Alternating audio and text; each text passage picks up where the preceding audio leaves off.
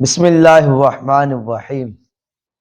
معزز و محترم سوشل میڈیا کے ناظرین کرام، آج میرے ایک دوست نے مجھے ایک ویڈیو سینڈ کی اور انہوں نے فرمایا کہ اس کا جواب ارشاد فرمائیں، تو میں نے چاہا کہ چلیں اس کا جواب بھی ان کو دے دیتے ہیں اور ساتھ ویڈیو کے صورت میں جواب مل جائے۔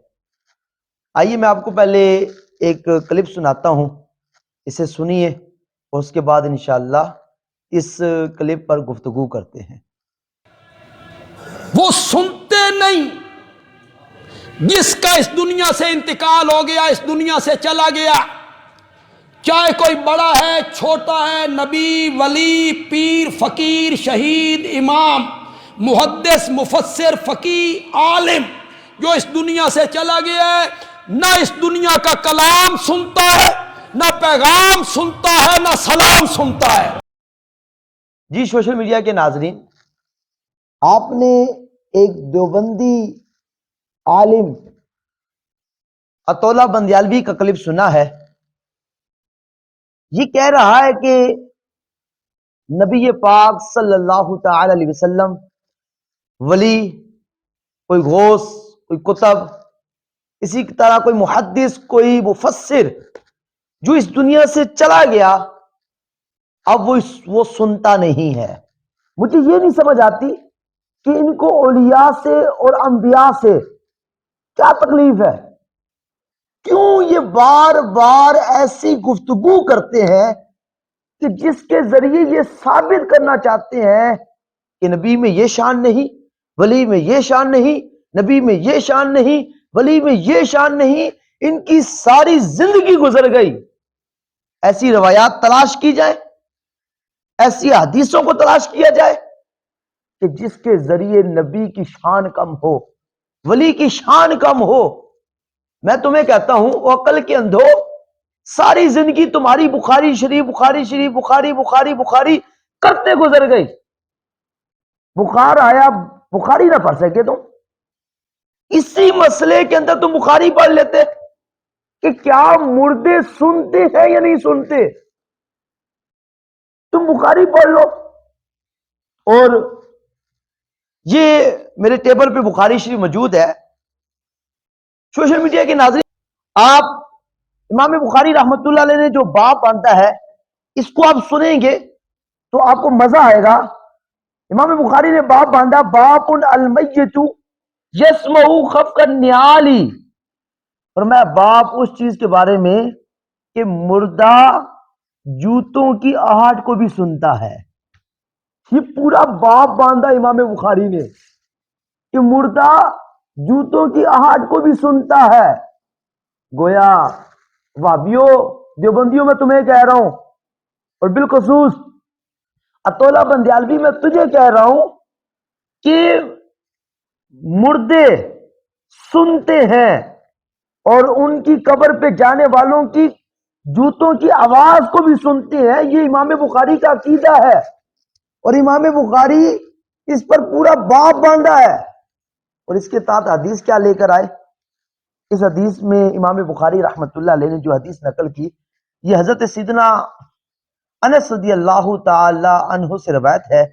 آپ نبی پاک صلی اللہ علیہ وسلم سے روایت کرتے ہیں، میرے آقا صلی اللہ تعالی علیہ وسلم نے ارشاد فرمایا، العبد اذا وضع فی قبرہ، جب کسی بندے کو قبر میں رکھا جاتا ہے، کوئی خاص نہیں، وہ بندہ مومن ہے، وہ بندہ کافر ہے، وہ بندہ فاسق ہے، وہ بندہ منافق ہے، وہ کون ہے؟ بس مطلق فرمایا، العبد اذا وضع فی قبرہ، کہ جب کسی بندے کو قبر میں رکھا جاتا ہے کیا ہوتا ہے؟ وَتَوَلَّى وَذَهَبَ أَصْحَابُهُ، اور اس کے دوست بیلی، اس کے سجن یار، اس کے دوست احباب، فرمایا وَتَوَلَّى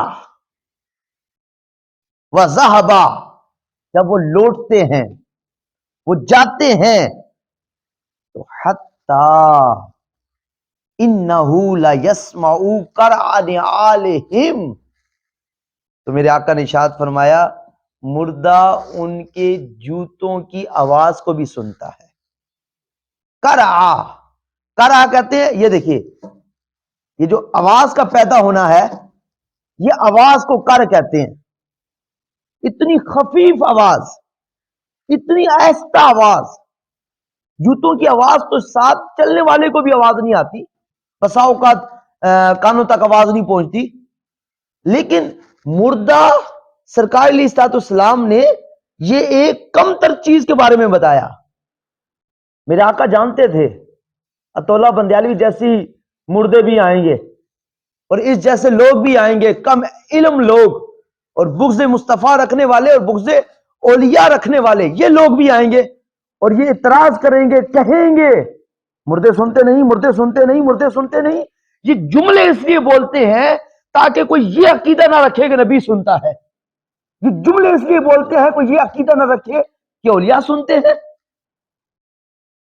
میرے آقا نے ایک کم تر بات کے بارے میں ارشاد فرمایا کہ مردے تو آنے والوں کے جوتوں کی آہٹ کو سنتے ہیں، جوتوں کی آواز کو سنتے ہیں جو کم سنائی دیتی ہے. تمہاری گفتگو کو کیوں نہیں سنیں گے؟ جو وہاں جا کر بولے گا اس کو کیوں نہیں سنیں گے؟ میں اطولہ بندیالوی کو کہہ رہا ہوں، یہ حدیث چھپی نہیں ہے، یہ حدیث بخاری میں چھپی ہوئی ہے. یہ حدیث بخاری میں چھپی ہوئی ہے.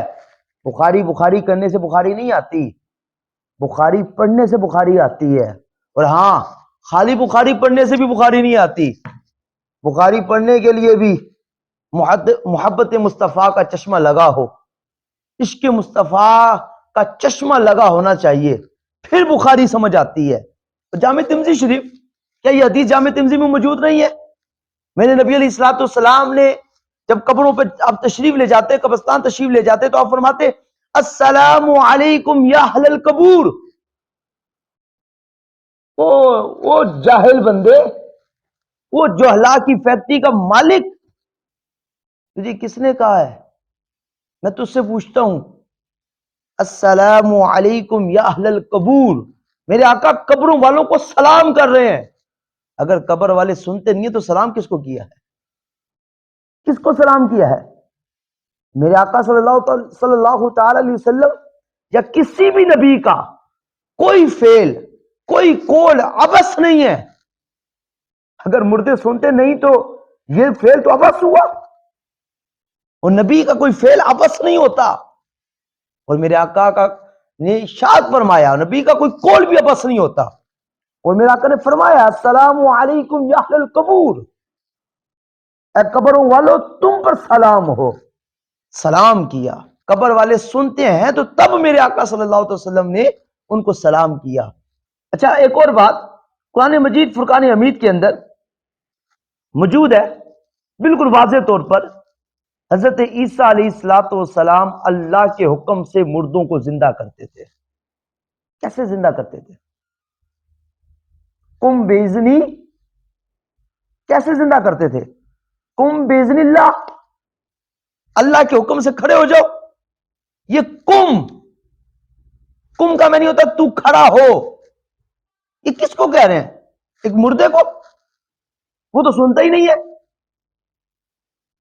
بھائی مردہ تو سنتا نہیں ہے، پھر حضرت عیسیٰ علیہ السلام قم بیزن اللہ، مردے کو کہہ رہے ہیں اللہ کے حکم سے کھڑا ہو.